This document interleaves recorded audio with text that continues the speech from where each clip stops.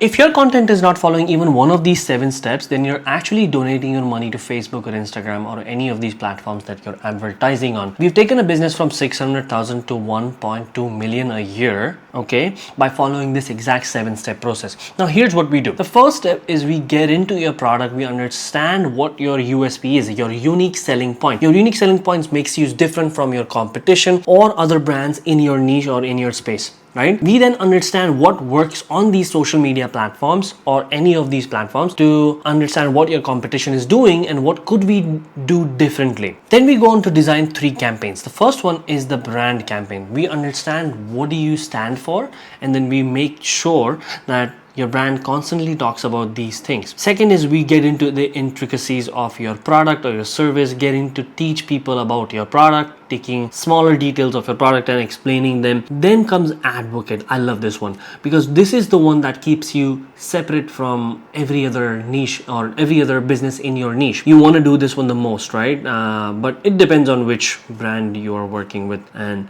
you could design 3 campaigns using this exact framework, and I'm sure that your content engine can run with just these 3 and produce better results just like we did. But all of them must revolve around this 5 stage of awareness, which is unaware, problem aware, solution aware, product aware, and most aware, which you can look up on internet easily. The thing is, once you start to make content in any of these 3 campaign framework, you want to test high amounts of organic content because it's free. You just have to make a lot of organic content around this 3 campaign structure, and once you have a winner that performs really well, then you go on and advertise. But here's the thing, you don't boost that post, or we don't boost that post. We didn't never boosted a single post. What we did was we found one winning piece of content from the organic pieces of content that we posted for an entire month. We took that and posted through Ads Manager with proper details added to it, right? And that piece of content really worked well. And you probably know the new updates of Andromeda or any of those new updates for Facebook or Instagram, but they are